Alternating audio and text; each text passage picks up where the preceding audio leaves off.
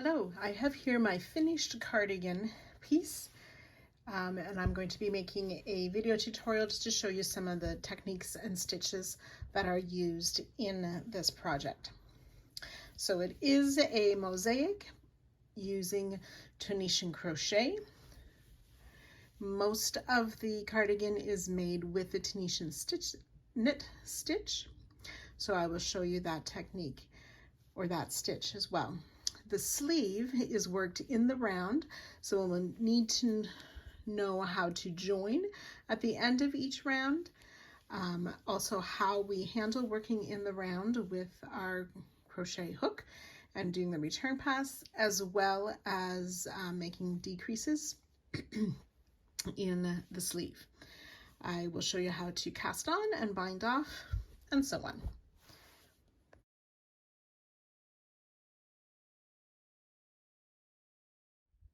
So to get started, one of the first things you need to do when wearing or when making a wearable such as a cardigan is to make a gauge swatch. So I'm using DK weight yarn. It is recommended for Tunisian crochet to go up between 1 to 3 sizes of hook sizes. So I am using a 5mm instead of the suggested 4mm for my gauge swatch. Now I know that I crochet largely, and when I made my project I needed to go down a hook size or 2 to meet the gauge, and I'll explain a bit more of that once we've got our swatch started. So I want to start with 20 stitches. So I've got 20 chains there. I'm going to flip the chain to the back side where I see that extra loop or the back bump of the chain. Insert my hook in there to pull up a loop. So this is considered the forward pass of Tunisian crochet. Insert under that back bump, yarn over, pull up a loop, leave the loops on the hook. So you'll just work down this starting chain, pulling up a loop in each chain and leaving the loop on the hook. So I've worked into that back bump of each chain, yarn over, pulled up a loop, and then I had a starting loop on my hook, so there should be 21 loops on my hook at this point. And then we work what's called a return pass, so we need to take these loops off our hook. So to do that, we yarn over and pull through one loop, so that's like making a chain stitch. And then the rest of the return pass we yarn over and we pull through that loop that we just worked and the next loop on our hook. So it's yarn over, pull through 2 loops. And we'll do that until we're left with only 1 loop on the hook.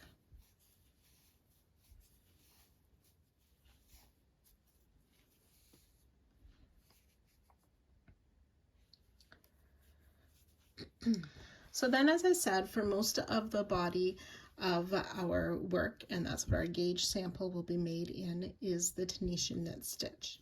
So to do that, you can see how these are loops that we took off the hook. We can see the front part of the loop, it goes around to the back, and there's a back part of the loop as well.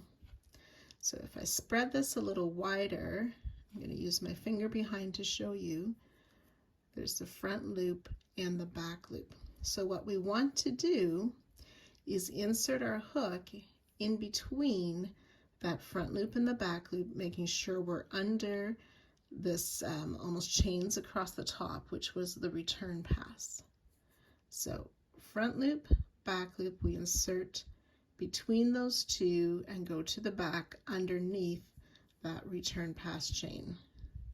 Yarn over, pull up a loop, and then you can see in that action that both the front and the back loops of that first stitch are visible with our next loop coming in between those. So in between those 2 loops, through to the back, yarn over, pull up a loop, and that is the Tunisian knit stitch, which we use for the bulk of this cardigan. So I'll let you pick up a loop all the way across, and then I'll show you the border stitch when we get there. So I've worked my way across, picking up those knit stitches, and then we need to do the last stitch. Now if we turn it sideways, we have a front and a back loop on the edge of the stitch. So front loop, back loop. My hook has gone under both of those, yarn over, pull up a loop, and that will make a nice edge on that far side, which will match our starting edge. So then again, we do that return pass, yarn over, pull through one stitch, yarn over, pull through 2 loops, all the way down till there's 1 loop remaining.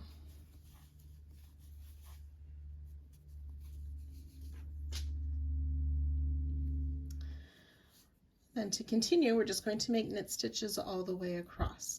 Now, you can see on this row here that my loops are quite long and have stretched, so when you start the row, I like to put that loop, sort of tuck it under the hook part and make sure my working yarn is pulled snugly.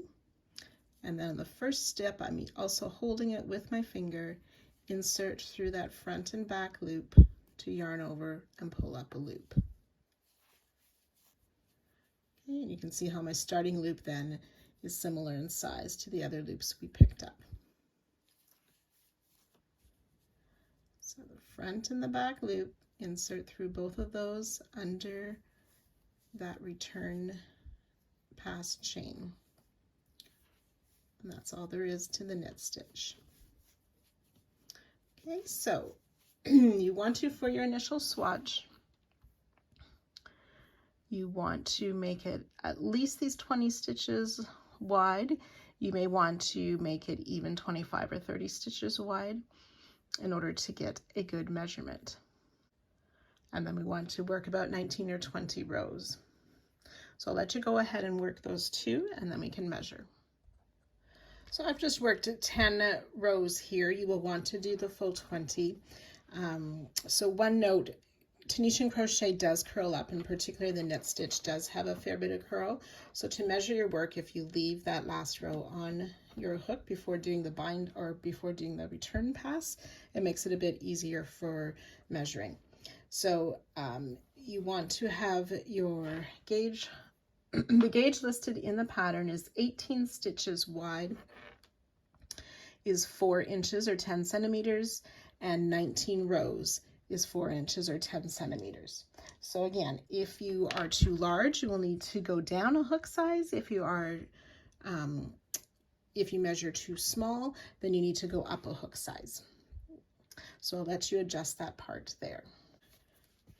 Now, one of the next things that happens in this pattern is we start doing some increasing and dividing for our yoke. So we have a front and a back, a right front and a left front. We have a back plus a section for 2 sleeves. So are there some increases we need to do to work that?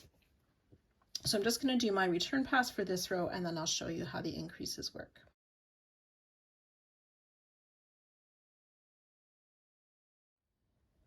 So for the yoke, I'm sort of loosely looking at the row 2 of the pattern. We do some knit stitches. Now the very first stitch of that count is already on our hook. So for instance, it says 14 TKS. It includes that loop that's already on your hook.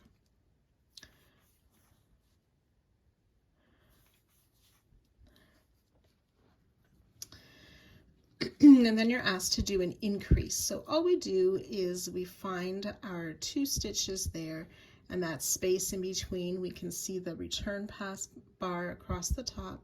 We just insert our hook in that space between 2 stitches, yarn over, pull up a loop, and that gives us an increase. And then in the pattern, you would have a knit stitch and then do another increase. And then there's a specified amount. So when you do the increase, be careful to still work in that stitch immediately after it. So some more knit stitches, and then you would do an increase. So in between the 2 stitches, yarn over, pull up a loop.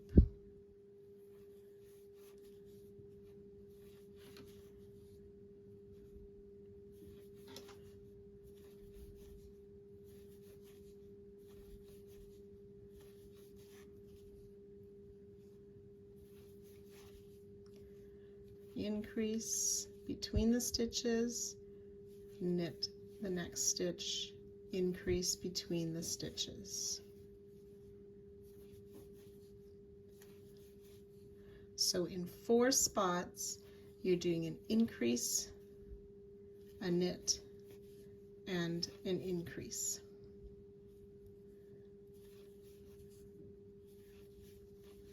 And then the same way you would do your pick up your border stitch.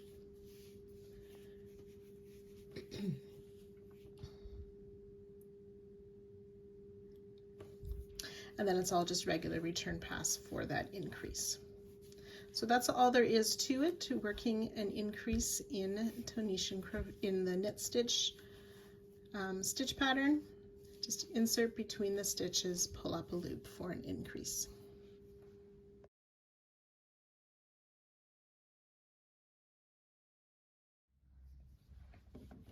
So once your yoke gets to the proper length, we need to start dividing for the sleeves and continue to work front to back and so on. So to do that, I know mine's a small sample, but this would be the front of my cardigan, and this would be an opening for the arm, and eventually we'll add the sleeve to that section. So we're going to join from here to here. So I have my stitch markers in that single stitch between the increases, and this will make more sense as you're working on your own piece that's larger. But we need to add a few stitches in this space for the underarm section. So that's called casting on stitches. So I'm going to show you how that goes. So we would start in the number of knit stitches we need to get up to that point. And that depends on what size you are making and so on. So then we need to cast on some stitches. So to cast on stitches, I turn it so the work is wrong side facing. So we take our extra hook, the yarn's in the back here behind the hook. We insert front in that last loop from left to right, going under the hook, yarn over, pull up a loop. Then we reach over top of the hook, yarn over, pull through, and then put our yarn to the back again. So we've increased 1 stitch. And now for the next stitches, we just reach that hook over, yarn over, pull through, put the yarn to the back. So that's 2 stitches.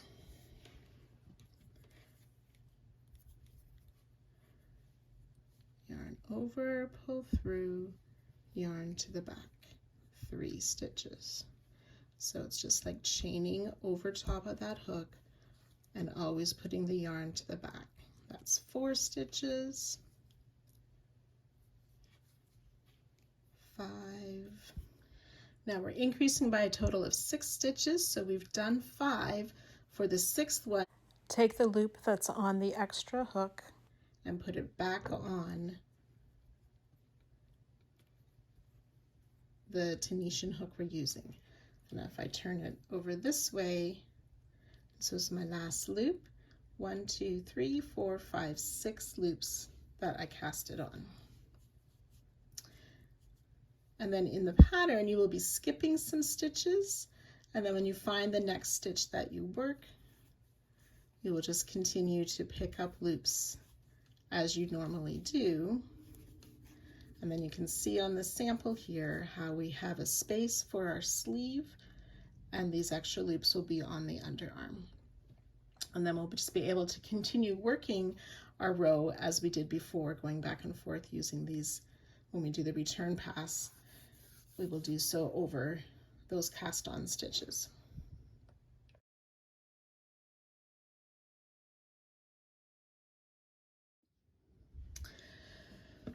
So now we're going to talk about working the mosaic section.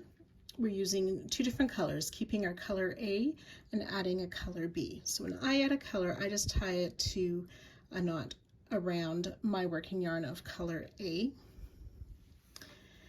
There are a couple methods to do that. You can choose your preferred method of adding the second color. But what we want to do on my previous row, I left those last 2 loops on the hook, and I want to yarn over with the new color to finish that row so my loop is ready for the next row. So the first row of the mosaic section, we're just working the same knit stitch all the way across the row with a regular return pass. And then again, when you get to the end of the row, you want to drop that color and pick up color A to do that final yarn over, pull through 2, so we can switch back to our color A. So then we start into the mosaic section. We have a new stitch to learn. So I'm just going to follow the first row of the repeat for this. So it starts with the knit stitch, which is already on our hook. Then we have a knit stitch, and we want to do a front post extended simple stitch. Now it's not on the color B row. We want to come down to the next row. So we have made knit stitches, so it's almost easier to see where we need to make the front post stitch. So when we make the knit stitch, it splits that front and that back loop, bringing them both on the front side of our work. So you can see how this stitch is coming out of those 2 loops. So we want to insert our hook around those 2 loops. We do not yarn over. So it's this next stitch coming back to the color A round. Insert the hook under both those loops, yarn over, pull up a loop, and then yarn over and make a chain 1, and that gets the stitch back up to the same height as we're working. So that's the front post extended simple stitch. And then we have another knit stitch and another front post extended stitch. So come down to the color A, under both of those loops, yarn over, pull up a loop, yarn over, make a chain 1. And then another knit stitch. And then you would just continue that pattern. I'll do that once more with you. So it was 2 knit stitches, front post extended simple stitch.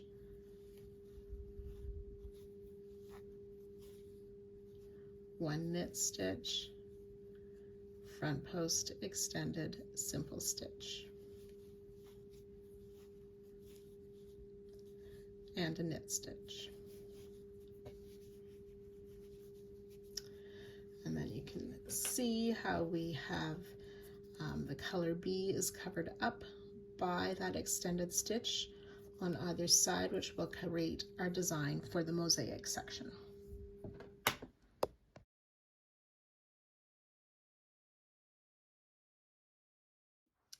So after you have worked all your rows of mosaic and you've worked several rows of Tunisian knit stitch to get your body length as long as you want, we need to do what is called the bind off row. So we just insert under that front loop, yarn over, pull through that loop and the loop on our hook. So that's basically making slip stitches across. You want to be careful not to pull them too tight, or it will pull your work, but it doesn't need to be necessarily loose or sloppy. So insert under that front loop, yarn over, pull through the loop and the loop on your hook. And that's all there is to the bind off.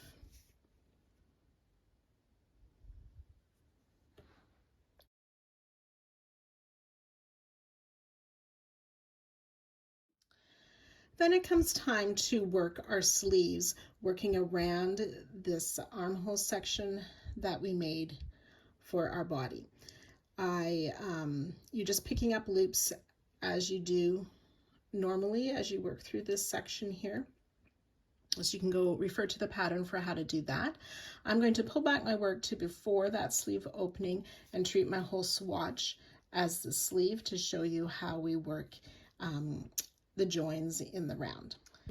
Okay, so I have joined my swatch together in a circle to represent the stitches we have under or around the armhole opening.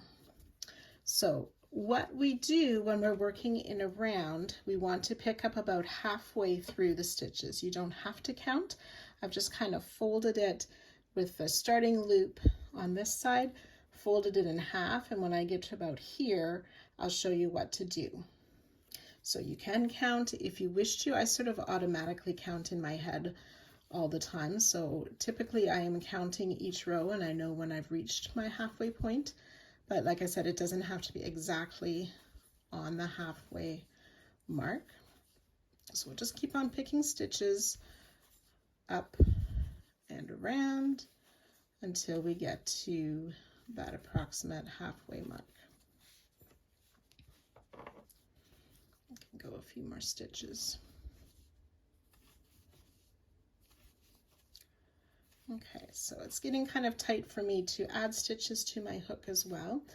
So with our long cable hook, what we can do is pull that hook through. You can go right to the end. You don't have to go that far depending on how long your cable is.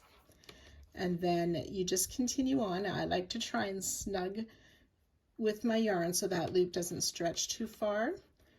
We have to be careful here that this last loop is from that stitch.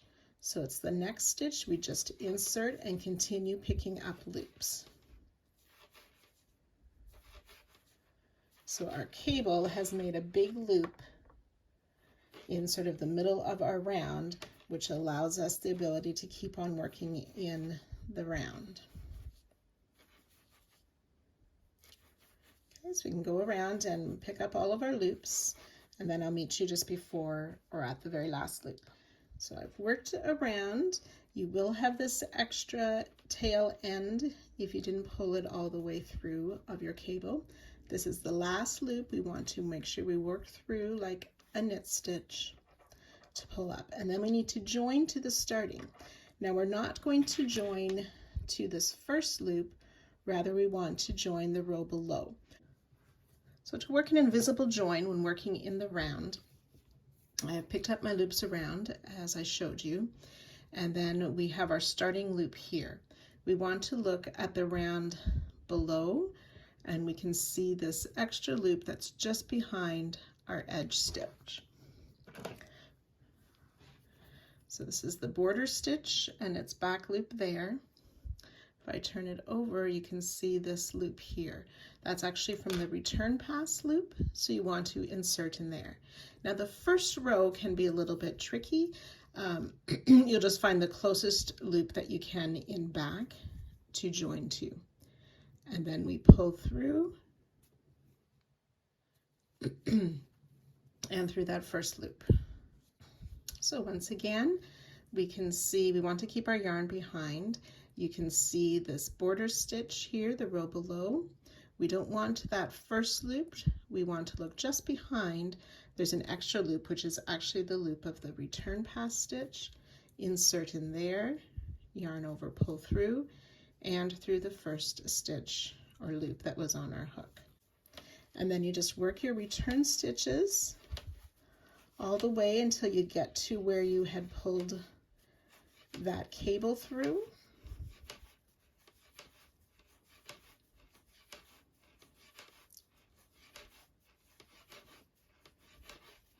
And then what I like to do is I pull the cable all the way over to straighten it out, and then just pull from the end to bring my hook back through those stitches.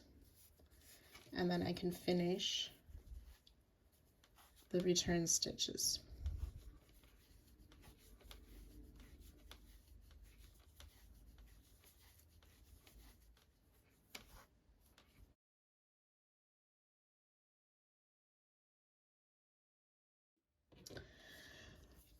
So when we get to a certain part on our sleeve, we'll need to start working some decreases to work down to the desired width we want at our wrist. So to make a decrease, we insert like a TSS under that first loop and then go under the next loop. But this one we want to do like our knit stitch. So in between that front and the back loop through to the back. Yarn over, pull through the first and the second loops that we had just worked under for our decrease stitch. So I'll show you that once more. insert like a TSS, insert in the next stitch like a knit stitch. Yarn over, pull through both of those loops we just inserted under, and proceed. So if I look back here to our first decrease, that one loop is sort of slanted together as our decrease. So enjoy working this cardigan. I can't wait to see all your beautiful samples. Be sure to join the Facebook group. The links are in the description below, and you can get lots of help there as well. Good luck.